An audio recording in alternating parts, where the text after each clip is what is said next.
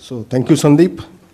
And now it's my honor to introduce our paramount speaker, Dr. Vijay Kelkar. So it is always said that when we have such personalities on the dais, it is important to say that the introduction is needed for me and not for him. So it is indeed my honor. You hold BS from University of Pune and then completed MS from University of Minnesota, USA, and then completed the doctorate from University of California at USA. You have been awarded Padma Vibhushan during January 2011 for distinguished and exceptional service to the nation. You are currently the chairman of India Development Foundation, New Delhi, and former chairman, Finance Commission. You were the chairman, Forum of Federations, Ottawa from January 2010 till March 2013. You were the chairman of the Finance Commission in the rank of Union Cabinet Minister till January 2010. And you were earlier advisor to the Ministry of Finance in the rank of Ministry of State from 2002 to 2004 and is known for his role in economic reforms in India. Prior to this, you held various senior level positions in Government of India as well as in international organizations, including Executive Director for India, Sri Lanka, Bangladesh, Bhutan at IMF from August 1999 to August 2002, Finance Secretary GOI from 1998 to 1999, Chairman Tariff Commission GOI 1997 till 1998, Secretary Ministry of Petroleum and Natural Gas GOI 1994 to 1997, Director and Coordinator International Trade Division, Geneva, Switzerland 1991 to 1994, Chairman Bureau of Industrial Cost and Prices and Secretary to the GOI 1997 to 1991, Secretary Economic Advisory Council to the Prime Minister 1985 till 1988, Advisor Economic Policy and Planning, Ministry of Petroleum and Natural Gas 1982 to 1987, and Economic Advisor, Ministry of Commerce from 1977 to 1981. I sincerely apologize, sir, for cutting short on your profile because I am pretty much sure that we are all eager to hear your keynote address. So would like to request you to take over the dais. Thank you.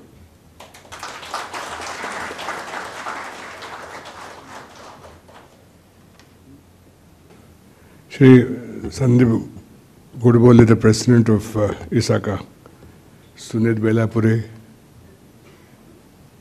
my sister who has taken trouble to come here,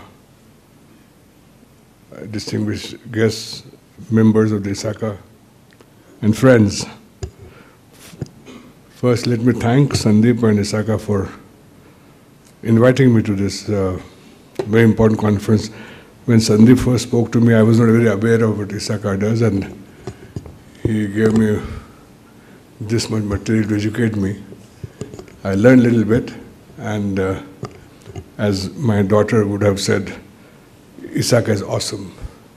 So I am grateful to Sandeep for inviting me and educating me, and I'm also grateful to Sunit for a very generous and extensive introduction. I wish I had brought my wife also to listen. You know, it would have improved our domestic politics.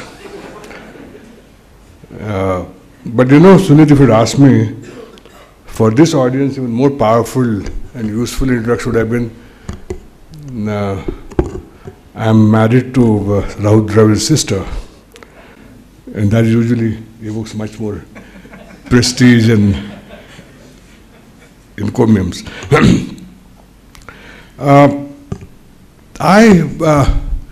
When I became chairman of National Stock Exchange in 2010, I took the opportunity to call on the Prime Minister. So it was interesting. The only point he made, the only question he asked me, is NSE safe from attacks? Because he said that NSE is really, in a way, temple of modern capitalism, and there is no way a country can afford to have disruption of National Stock Exchange. I was taken aback because I didn't even think about it. So I went back and I found out that NSE has a the computing power of NSE, I may not impress you, but it impressed me. Consumption of electricity about 0.5 megawatt of power. That's the computing power you have in NSE. NSE is one of the, I'm sorry to give commercial for NSE, but it's truly impressive in terms of its technology prowesses. It's one of few exchanges in the world which can complete transaction within 24 hours, what they call T1, the transaction is completed, irrespective of where we are. Somebody would have bought in Agartala to somebody in Cochin, and everything is settled, can be settled in 24 hours. Very few countries do it. Even Japan takes 48 hours, and many other countries. So it's very impressive. So I found that they have a IT, you must get him unless you already know him, Ravi Apte, who's their technology advisor, and he took me through this. And they have a regular system of testing the integrity of NSE. And we found, unknown to our knowledge, at least not, I wasn't aware of it, later on I came to find out, that our intelligence agencies do continuously test the integrity of our system. And I'm happy to say that we have been able to thwart every attempt of any attack on NSE. But as a further caution, I requested my good friend and one of our technology pioneer in this country in IT, Prakash Hebalkar, to look at it. And we have really, hopefully, created NSE as a fortress for that. But to short point is, I really became aware of the importance of looking the systems, the information systems, and especially the security part of it. But Sandeep mentioned to me that your organization doesn't look at only security part of it, really a holistic way they look at whole IT, its applications, its integrity, its audit, its utilization, its all aspects of your organization. So I'm delighted to be here. And I thought that Sandeep has already mentioned the revolution which IT is bringing out, and just for my education, he has given me a very interesting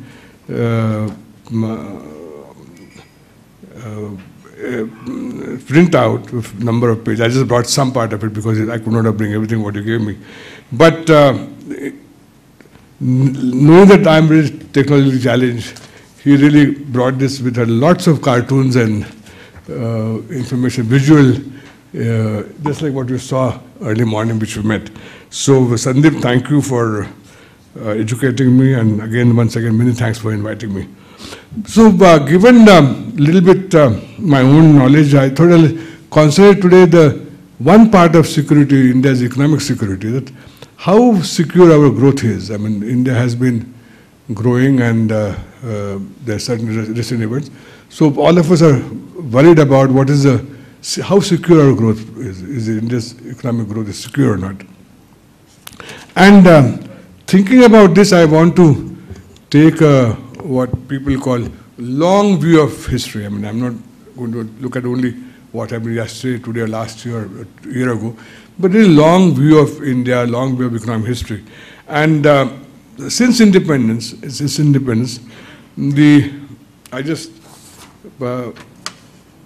decade after decade, I mean, it's 51 to 67, decade of 50s, the growth rate of India's GDP was 3.8% and population growth was 1.93. So per capita growth was only 1.86. Next decade of 60s, in fact, it disrupted, because if you remember, there were two major droughts, that is, all of us remember that. So in fact, per capita growth rate went to 1.29. Decade of 70s, the continued stagnation, relative stagnation in terms of growth, it was only 1.34, I'm talking about per capita incomes. And 80s was beginning of change, occurring slowly, and the growth rate increased per capita to 3.07. Decade of 90s, and 91 is my colleague Dr. Marshall calls it the second independence of India. When the first independence in 1947, but 91 he calls it really economic independence through reforms. And decade of 90s, the growth rate per capita increased to 4.25, and decade of 2000, the per capita growth rate increased 6.5.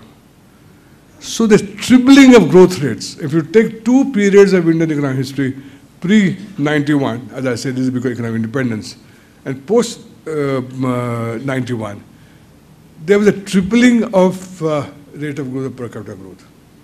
Spectacular increase. I mean, very few countries other than China perhaps have achieved that kind of, for large countries, that kind of remarkable sort of acceleration.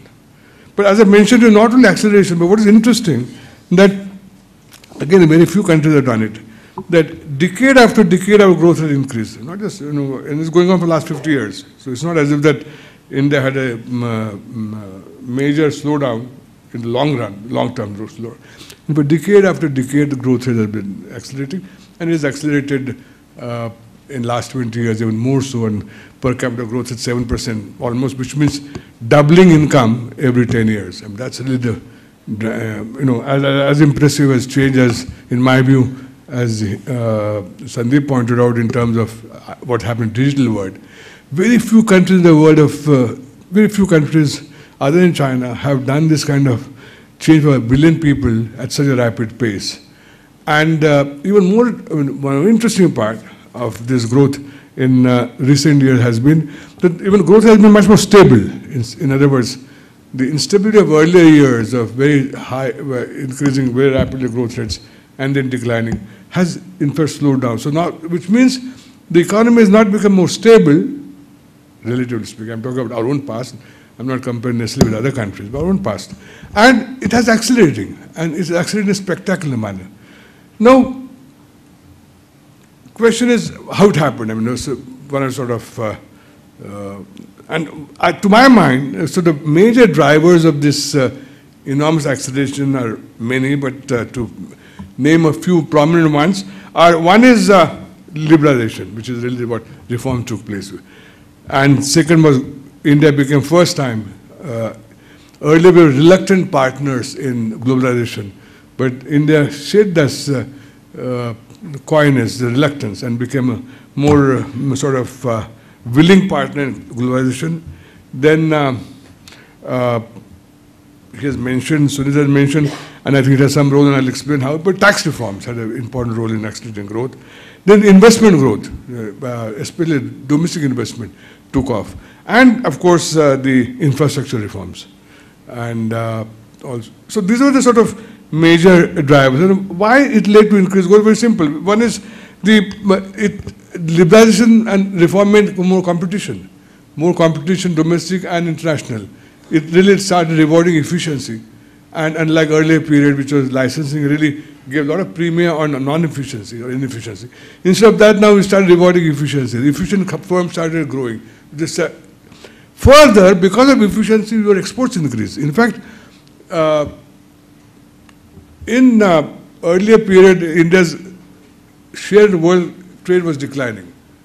In fact, very interesting. If you look at, there's a very interesting book by Professor Angus Maddison, which talks about economic history. In the 17th century, India and China together had almost 50% world trade share. I mean, this was and India has almost 20%. So, but that came down to less than, if I recall correctly, less than 1%. So this started reversing, and India's exports started growing, and that further increased growth rate because exports became very important source of growth. And there, I mean, I don't have to tell you, this group, the IT plays extremely important role in giving this sharp acceleration of exports. So export means additional growth. Then investment in infrastructure, which again reduced cost and led to growth. FDI, because of policy reforms, the structure of our investment started differing in number of foreign direct investment, which brought new technology in terms of hardware, but also software in terms of management, especially, frankly, here is our colleague from NSC, he will tell you how the participant FII transformed our capital markets. The participant FII really transformed our capital markets. They became more efficient, more transparent, which in turn enabled firms to raise money from the primary markets, from secondary markets, rather than going through the banks. So it started rewarding the efficiency. Also, quality of human capital improved over time, and which not only increased growth, but I think the important feature of this acceleration was the declining poverty in terms of, I was quite surprised when I was looking at this number again. Last, several years now, we are pushing more than 1 million people above the poverty line every month. In fact, now it's, as they say, strike rate is 1.5 million. It is going to grow more. So not only economy was growing, not only it became more stabilized, but the gains of growth was getting distributed little better than what was in the past in terms of poverty removal. So in all areas, Indian growth story was becoming the most interesting one. And although we had not achieved yet the label of miracle, growth miracle, but still I think it was considered at least that it was spectacular growth performance. It went on, in fact, the height of this growth, hyper growth took place between 2004 2008, when growth in fact in some years became double digit, but the average was about 9%. Probably that time we were very close, neck to neck with China in terms of growth rate. Again, most spectacular growth rate. Then 2008, the global crisis came, the Wall Street crisis, and India did remarkably better. I mean, because of our policies and luck, sheer luck, that we actually increase our, not increase, but maintain our growth rate in 09, 010, because if you remember, I think the crisis came some September, October 2008. So 09, 010, our growth rate was about 9%, the highest in the world. In fact, better in China that time, that year. But since then, there's a steady erosion of our growth. The 10-11 was 6.75 or 6.7. 11-12 was 5.5, around 5.5. This year, the new numbers are now showing 4.5. So this precipitous fall of growth from country which is sort of galloping at 8 to 9% per annum, now stagnating, growth stagnation. I'm not stagnating in terms of per capita income, but stagnation to now decline to 4.5, and some people are saying that even 4.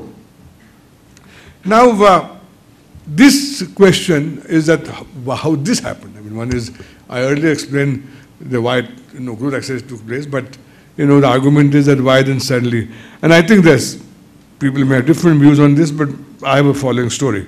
One, I think it's primarily because of number of major policy errors which occurred. Of course, I left the government also, maybe that's the reason.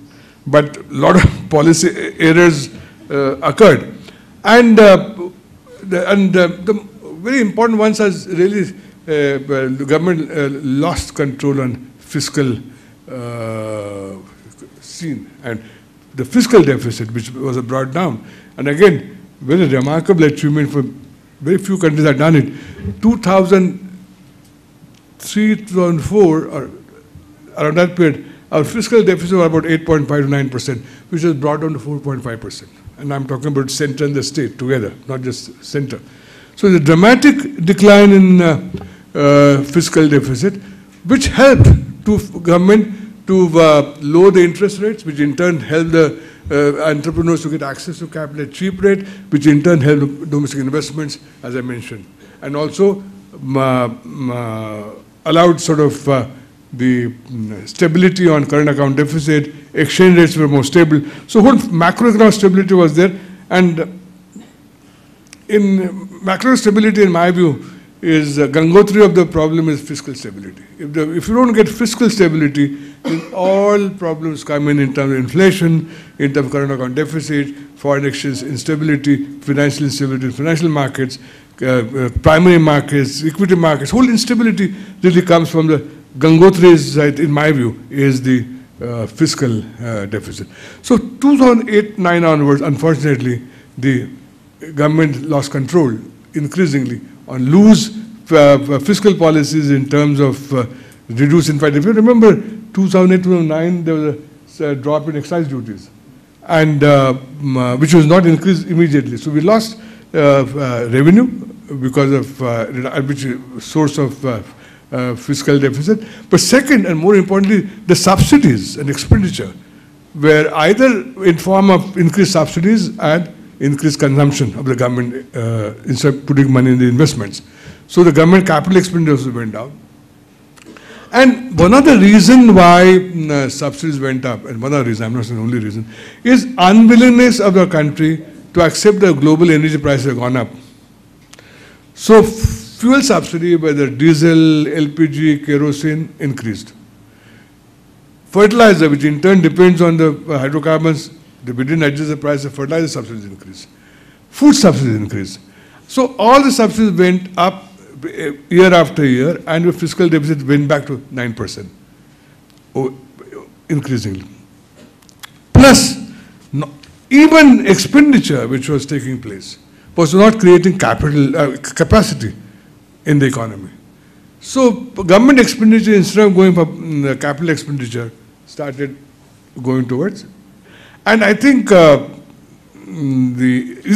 if this problem was enough, I'm sorry to say, but 11-12 budget and retrospective tax changes introduced by the government, which completely knocked off any interest in investments into India. So investment declined both by the FDI, even domestic, even our own investors.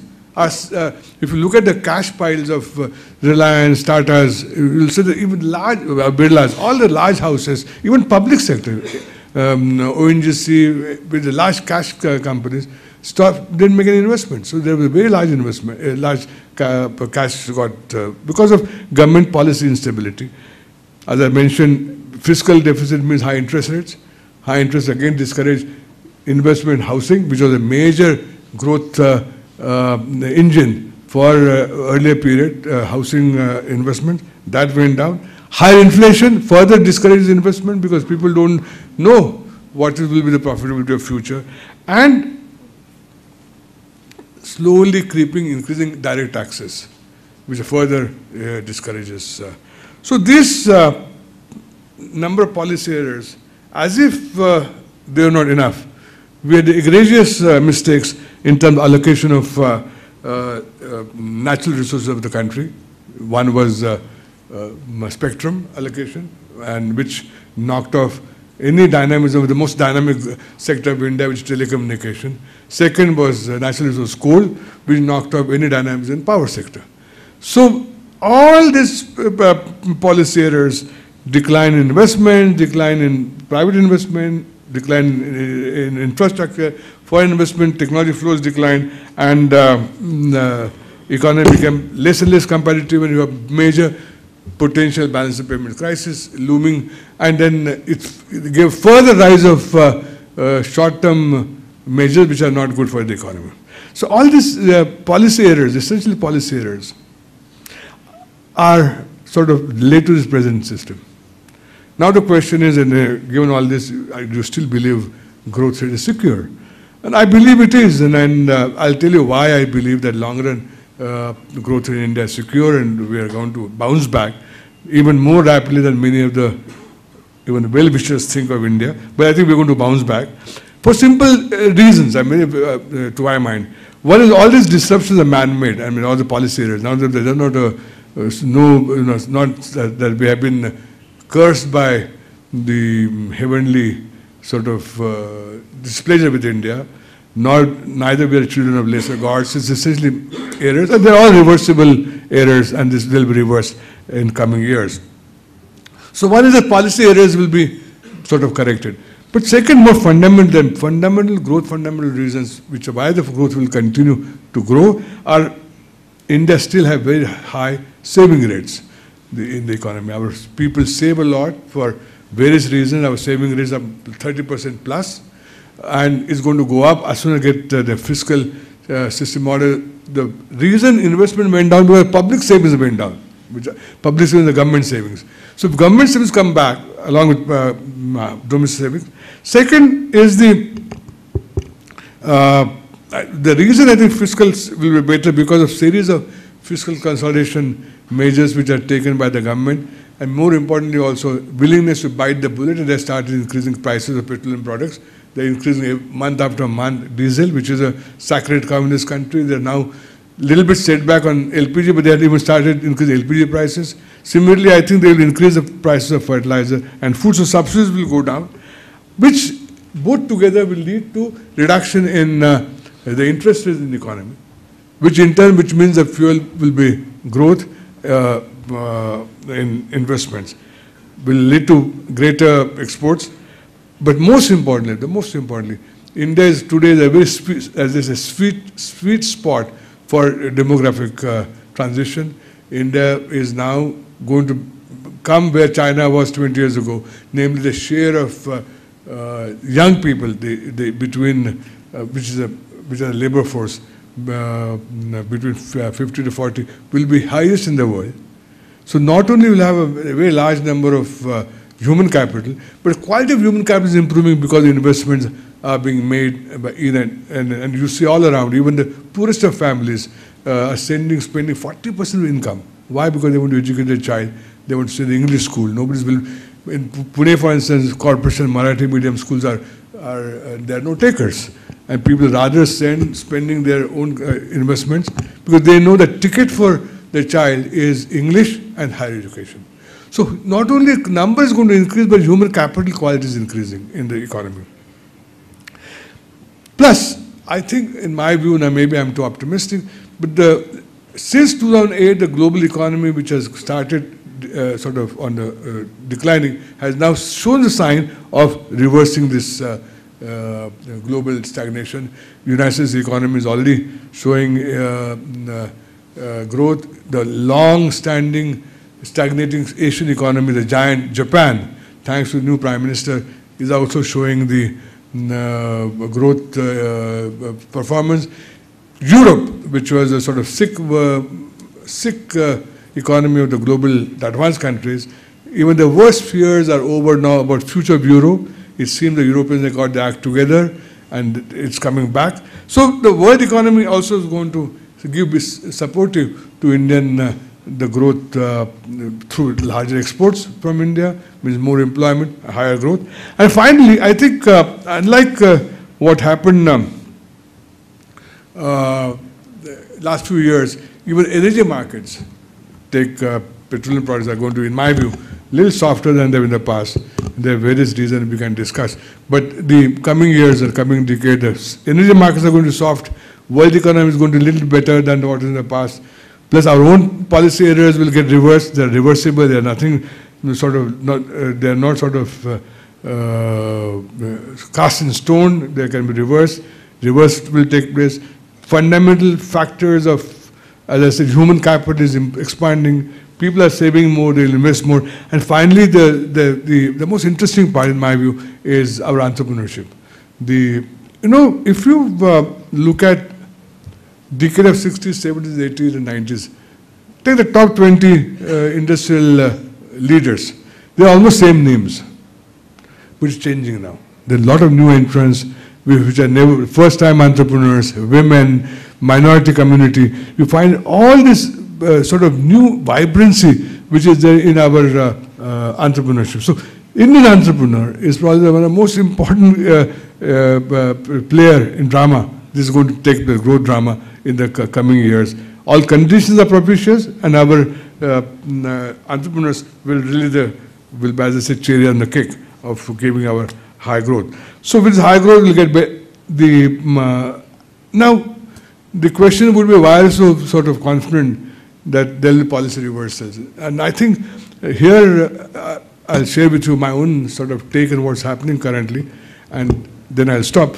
I think this is the great democratic manthan going on in this country in terms of challenging the traditional parties, challenging the old ways of doing it. And this manthan is going to certainly lead to better governance. Better governance in terms of rule-based policies, more transparent policies, which going to reduce the cost of doing business for private sector because of because of increased transparency and greater competition among states. So because the states are going far more supportive for investments, they're going to much greater decentralization. Because of urbanization, we're going to find the greater powers to the urban communities and greater decentralization. So you'll have more competition even among public authorities to attract investment. So you're going to find much more sort of drive towards all around efforts and measures to reduce costs. And I think there's going to be much more privatization. They're getting out of a number of areas, public sector, which where there is locked-in capital is going to be released and will go out. So, given this democratic manthan, which is going on today in the economy, I do believe that you will see policy reversals much faster, whichever the government comes. I don't know which government is going to come, but it really doesn't matter, because these forces are fundamental forces. And they will change the public authorities' policy responses, policy they will take. And what does it all mean? I think it means that our growth will come back, at least 7% per annum for per capita, overall growth at 8 to 9%. In fact, I mean, I think it can be, one can also, should not be surprised if we enter the era of double-digit growth, as the miracle economies of China, which did it, Korea did it, this what they call tigers, Asian tigers did it. I think India is going to be a new tiger on the block in terms of growth acceleration and growth performance. So I think to summarize the growth, I think, is secure in India, is we are going to grow faster, which means that the IT industry has much larger and greater future than what was there even earlier period, and which means ISACA members are going to bloom and grow.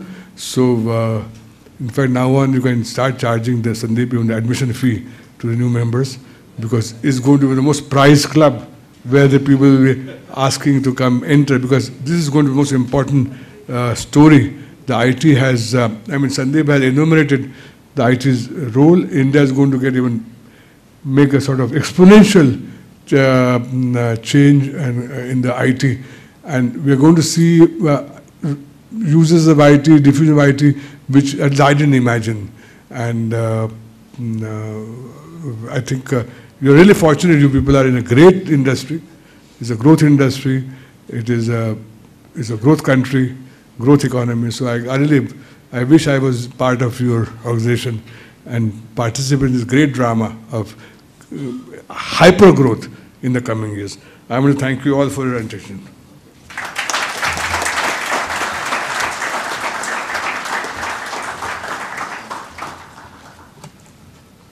So we are open now for the question answer session, and we are highly obliged to Dr. Kelkar, because he has only suggested that this session should not be only the monologue, but there has to be a dialogue. So we are reserving this session for the question answers.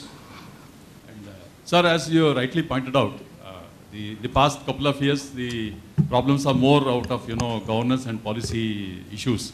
But sir, what's your opinion as far as the subsidies and the SOPs? Like, trying to give free water, free or reduction in power tariff and all those things.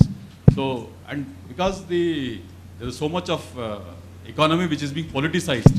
So, how do you look at it, sir, that aspect? So, whether the political parties will continue to do it, or after this election, you see change in this environment?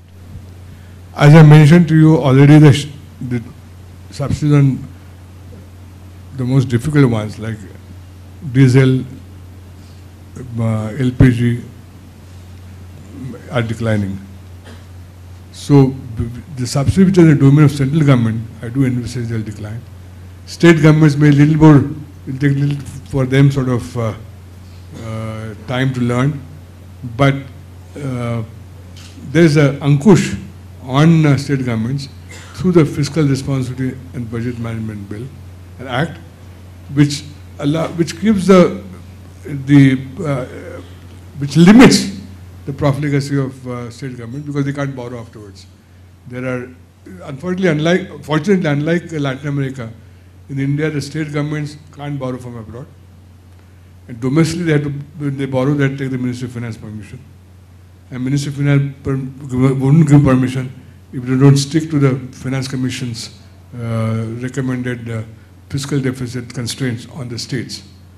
So state governments, in fact, much less likely to profligate in the future, because there's ankush of responsibility.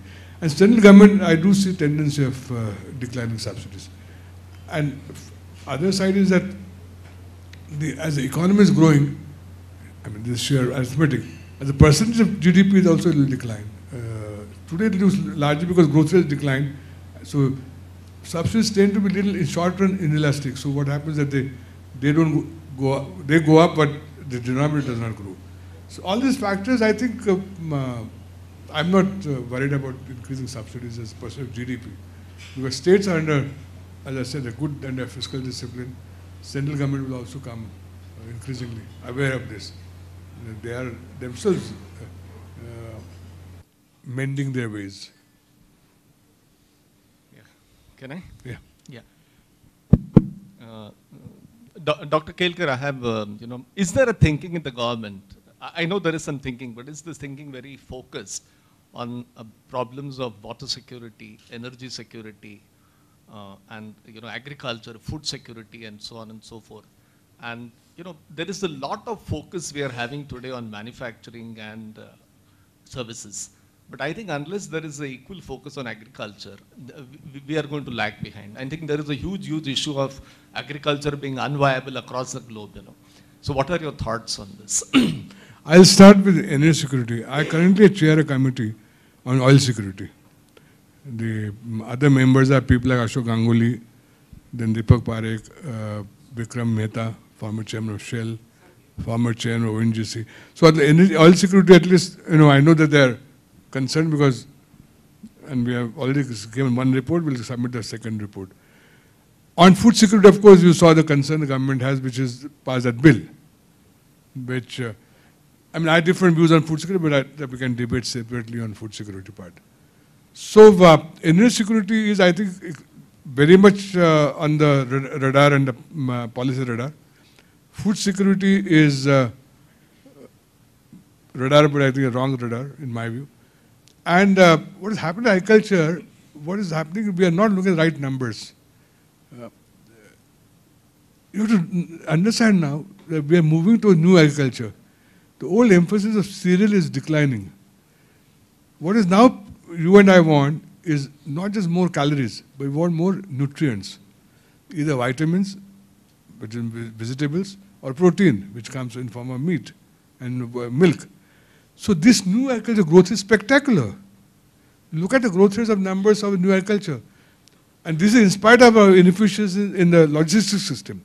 Once that improves, you're going to find agriculture will further grow in these areas. Unfortunately, one, our data doesn't capture. Second, the weights we attach to the growth rate are still dominated by the cereals, whose consumption in terms of basket importance is declining.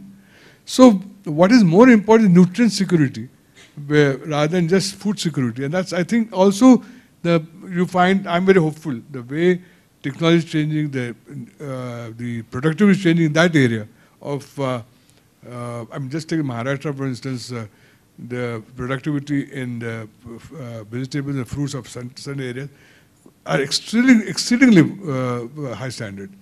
So the agriculture also I'm not so much worried about even if you enlarge the concept of security to nutritional security, which is really right, better way of thinking about than food security alone, which only, unfortunately, focuses only on cereals, which is really not the what is not adequately emphasized, there I probably will agree with you, is the water security.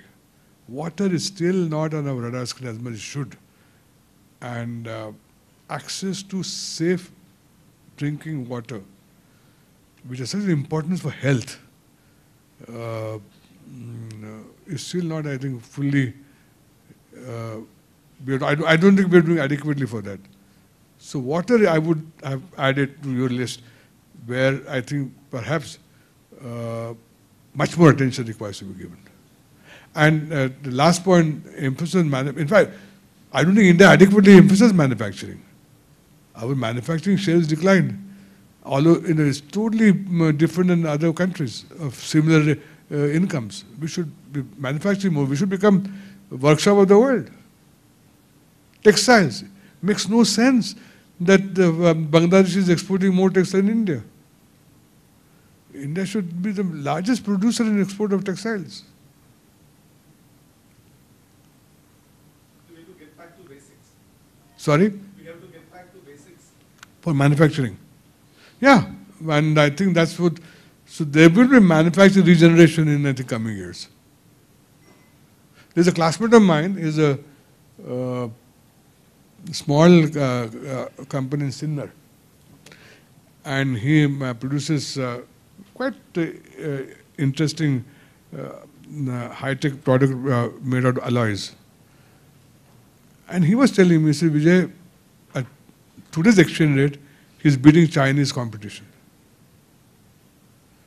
And you're going to find a lot more stories like this. And he'll be going to the world market. The another classmate of mine, he has become world's largest producer, number one producer of, and that may interest you people, is cosmetic brushes. He's number one in the world. He has beaten Chinese, he has beaten American, now he's the number one producer of cosmetic brushes and artist brushes. You know, painting, those painters, etc. Very high tech. Look, simple, I went to see the factory, it's very high tech. We think they know it's cosmetic. No, in terms of engineering part of it. And all engine, I asked him, why are you so best in the world? He said, because my engineering was the industry. I can fabricate those machines designed here at 1/3 of cost in the rest of the world. So, and plus better quality of now workers, they're well educated. So, I think manufacturing is going to come back. So some competitive digital world come from manufacturing in this. It will complement, even in terms of manufacturing, IT is doing a lot in terms of digital now, printers now. No, you're right. In a typical automobile now, there's more electronics than gasoline.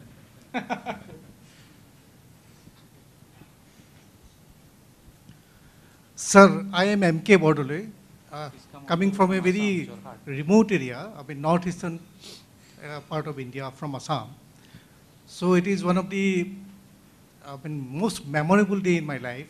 I have been sitting live before one of the icon of the Indian economy, Dr. Vijay Kelkar. We have read in the books about the economic committee reforms recommended by Vijay Kelkar. It's indeed a great privilege for me to speak to you. Sir, I have heard your introductory keynote very minutely.